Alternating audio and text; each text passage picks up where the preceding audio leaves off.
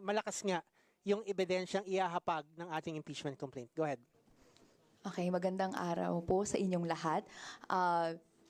Definitely, because of the overnight na talagang sinusubaybayan natin yung mga hearings, binasa yung mga transcripts, tinignan ang mga dokumento, malakas ang ating ebidensya laban kay Sara Duterte. Definitely, ay binetray niya ang public trust to the point nga even na pwedeng magkaroon ng mga criminal complaints na may isasampa sa kanya. Ano ba yung mga nakikita nating mga ebidensya? Nariyan yung clear fabrication ng evidence, ng receipts, acknowledgement reports.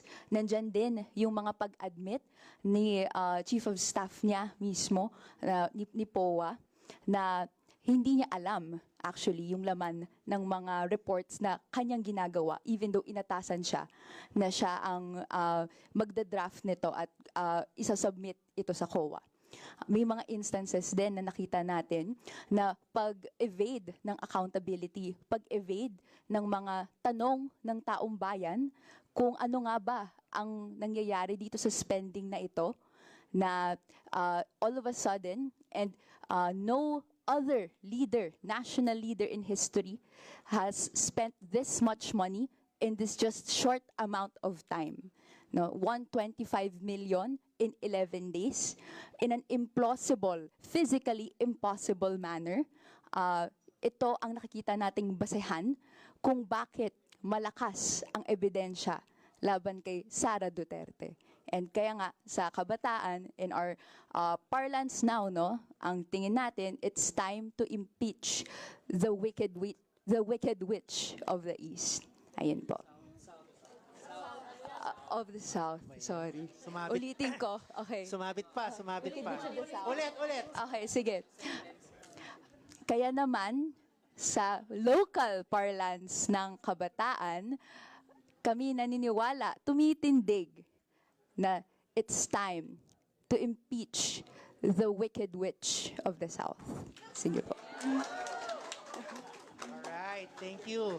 Talagang defying gravity. Alright, can we ask the media siguro for questions? Sir, Sige. Go ahead po. Big Sumintak Net 25. Clarification lang po. Out of 6 impeachable offenses stated in our Constitution, why only betrayal of public trust kayo nag-concentrate? Well, in fact, binabanggit ninyo paglustay sa pondo ng bayan, bakit hindi nyo isinama ang graft and corruption? Actually, these acts na minention sa betrayal of public trust constitute various offenses, kahit violation ng revised penal code. Pero finokus namin sa betrayal of public trust because it is all-encompassing na. At para sa amin, yung pinaka mabilis na paraan na ma-resolve ang kaso. Kaya betrayal of public trust. But more than just the mere grounds. Alam nyo, para sa mamamayan, napakataas ng pagpapahalaga nila ng iyong pag-violate sa public trust. So, pwede naman kami magdagdag ng marami pa.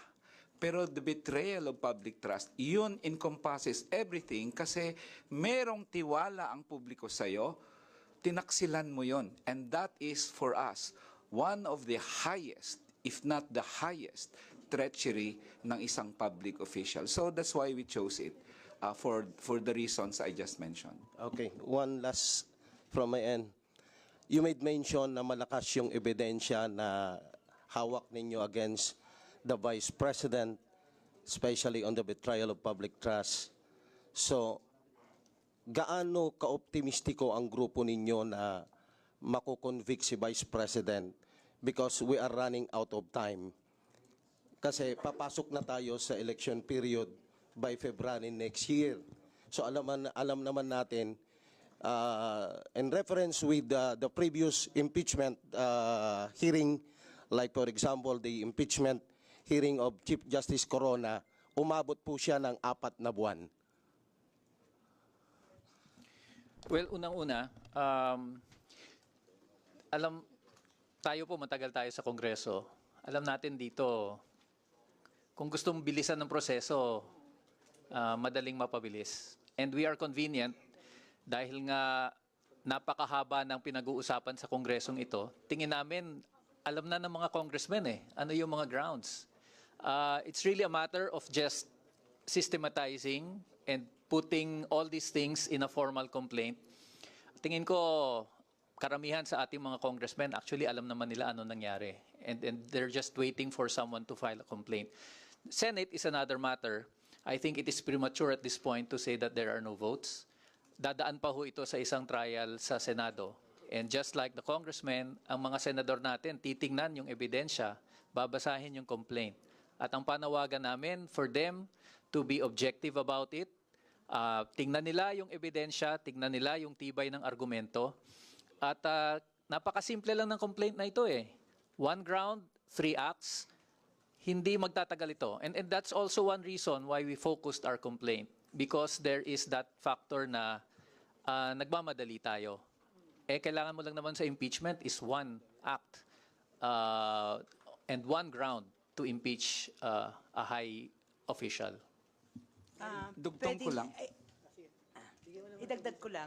Idagdag ko lang na kaya sa ngayon umaapila kami sa mga miyembro ng mababang kapulungan na bumoto ayon sa kanilang konsyensya.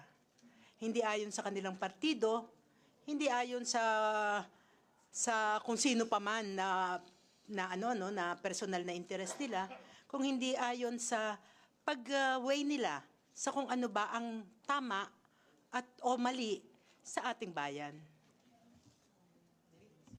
Ang dugtong ko lang kasi public prosecutor ako doon sa corona impeachment. Ano yun well, mayroong betrayal, mayroong culpable violation of the Constitution, mayroong graft and corruption, 8 acts, kaya humaba ng 4 months.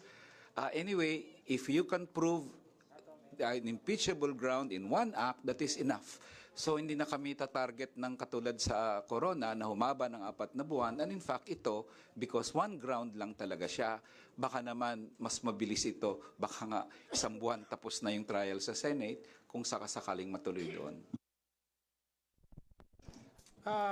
Bilang isa sa mga complainant, ang panawagan din natin sa Kongreso, sa mga kongresista na sa kabila ng pahayag ni Pangulong Marcos Jr. na hindi raw mahalaga ang impeachment, ay suportahan ang impeachment complaint na ito dahil kung di man mahalaga sa presidente, mahalaga sa mamamayan, no, na panagutin si Vice Presidente Duterte sa kanyang mga kasalanan, yung sinabi nating betrayal of public trust, yung maanumalyang paggamit at pag-ulat sa COA at pagtangging magpaliwanag sa Kongreso kaugnay sa 612.5 million pesos na pondo ng taong bayan. Mahalaga ito para sa taong bayan. Kailangang masingil at mapanagot ang Vice Presidente.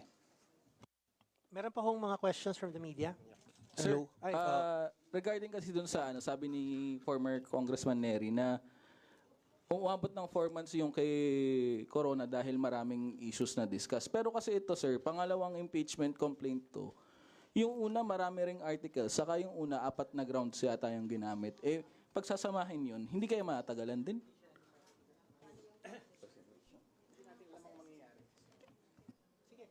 Alam nyo, hindi natin alam kung ano magiging aksyon ng Kamara dito sa mga complaints, no?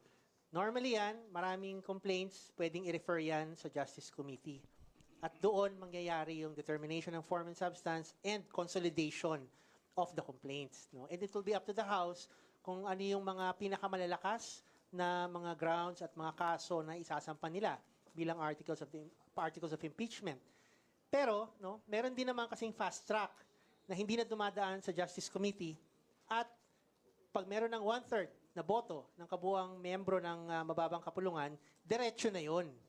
No? Ngayon, kung ano yung complaint na didiretso sa Senado, kung makakuha ng 1/3 vote, hindi natin alam. Pero kami naman, kumpiyansa kami na itong fina-file natin, simple, direct to the point, matibay ang ebidensya, tingin natin pinakamalakas na ground, sana po ito yung masuportahan ng mga miyembro ng mababang kapulungan. Sir,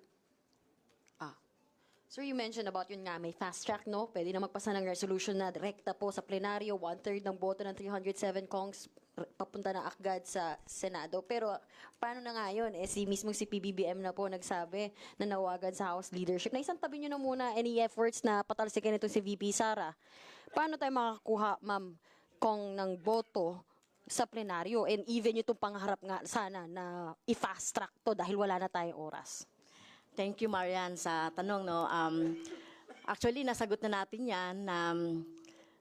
Sabi ko nga, no interference. Legislation and executive are two different branches, no, of government. At terp natin ito, no, terp namin ito sa Kongreso, itong proseso na ito. Well, we respect yung sinasabi ni President. Pero syempre, hindi yun ang magiging dahilan namin, halimbawa sa Makabayan at ilang mga miyembro ng Kongreso na mapigilan itong proseso. Ito lang talaga yung democratic legal process na gagawin natin na talagang magpapa-impeach sa isang tingin natin unfit na vice presidente. Kaya kaya hindi tayo apektado doon. No, ang Makabayan hindi pa tayo apektado doon, kaya nga ito ini-endorse natin at tinutuloy natin yung. Siguro, Marian, yung issue dyan ay nananawagan kami dito sa aming mga colleagues, mga kasamahan namin dito sa Kongreso. Tama yun to vote in conscience, di ba? Hindi naman kailangan na may dikta o kung ano man. Ang sinasabi natin dito, separation of powers tayo, dapat tumindig ang Kongreso sang-ayon sa tama, no, na posisyon dito sa usapin na ito. Just short lang. This is one of those instances na may pagkakataon ng Kongreso na ipakita sa taong bayan na siya ay independent. That there is a system of checks and balances. So actually, this impeachment complaint is a challenge to Congress to show its independence, to show that it can stand on the side of the people kahit ang presidente iba pa ang sinasabi at pinapanawagan. So sana ay maintindihan din yan ng ating mga kongresista. Hello po, good afternoon. Dwight De Leon po from Rappler. Meron po bang mga kongresista with the majority na lumapit sa inyo expressing privately that they will support the impeachment complaint? Pero yun po ba, meron po bang mga nag-manifest po, without naming names? Wala. Wala. Actually, wala, tingin ko walang isa sa amin ang kinausap ng congressman na mag-file. Because kami talaga, tingin namin, ito ang aming tungkulin. No? This is, sinasabi nila palagi in their pronouncements na kung may magfa-file, they are duty-bound to act on it. So, yun lang, ganun kasimpleng pahayag lang, sapat na para sa amin to do what we think is our duty as citizens, to hold high public officials accountable. No need for pakiusap. Sir, sige. Ikaw na. Sagit lang, sir, maikli lang. Willing ba ang sir, Makabayan to work with Akbayan considering yung history ng dalawang grupo? And pareho naman kayong on the side of in favor of impeaching Vice President. Ano ulit yung tanong? Ulit yung mga willing ba yung ano ulit? Ano ulit? Sir, willing ba ang Makabayan Bloc to work with Akbayan considering the history ng dalawang sides? Reps. Well, ikaw talaga, maintriga ka. Ma'am, kasi di ba meron namang Kami incidents naman, in the past? ito kasi, syempre, pag-usapin ng common naman, yung with common na usapin, well, di natin pag-uusapan yung ideological. Magkaiba talaga yun. At linawin natin yon. Pero kapag merong pareho naman ng mga usapin, issues, madalas naman nagkakasama. Halimbawa, kahit na nga doon sa, sa kalsada. So, kung sakali, no, kasi proseso ito, hindi lang for Akbayan or Makabayan ito. Usapin, proseso ito na gagampanan ng more than 300 na mga kongresista. Kaya hindi usapin dito yung Akbayan or Makabayan. Thank you.